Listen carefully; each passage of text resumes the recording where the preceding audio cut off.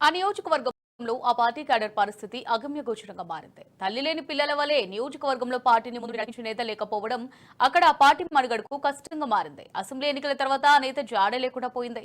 ఇంతకీ ఎవరా నేత, ఎక్కడ ఆ నియోజకవర్గం తెలియాలంటే ఈ స్టోరీ చూడాల్సిందే.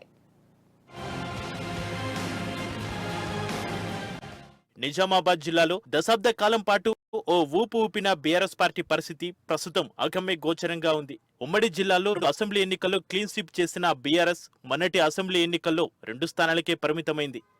అందులో పోచారం హ్యాండ్ ఇచ్చి హస్తం పార్టీ కండువ కప్పుకున్నారు. దీంతో జిల్లాలో మాజీ మంత్రి వేముల ప్రశాంత్ రెడ్డి ఒక్కరే మిగిలారు. జిల్లాలో మిగతా నియోజకవర్గాల పరిస్థితి అంతంత మాత్రమే అన్నట్లుగా తయారైంది.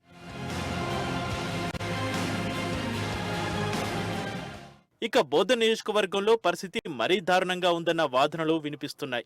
అసెంబ్లీ ఎన్నికల తర్వాత ఓడిన మాజీ ఎమ్మెల్యే షకీల్ నియోజకవర్గం వైపు చూడడమే మానేశారట.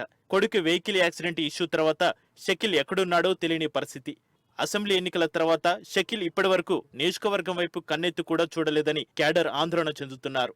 బోధన్ బీఆర్ఎస్ క్యాడర్ కు కూడా టచ్ లో ఉండడం లేదట. దీంతో నియోజకవర్గంలో పార్టీని నడిపించే నాయకుడే కరువయ్యారని గుసగుసలు వినిపిస్తున్నాయి. పార్టీని నడిపించే బాధ్యత కూడా ఇంకా ఎవరికి ఇవ్వలేదని తెలుస్తోంది. దీంతో అక్కడ క్యాడర్ ఎవరికి టచ్లో ఉండాలో తెలియని పరిస్థితి. అసెంబ్లీ ఎన్నికల తర్వాత కొన్ని రోజులు షకీల్ సత్యమణి అయేషా ఫాతిమా నియోజకవర్గంలో క్యాడర్కు టచ్లో ఉన్నా ఆ తర్వాత ఆమె కూడా దూరంగా ఉంటూ వస్తున్నారు.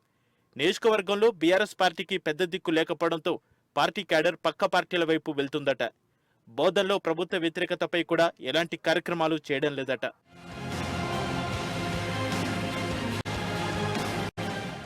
రాష్ట్రంలో స్థానిక సంస్థల ఎన్నికలు సమీపిస్తున్నాయి.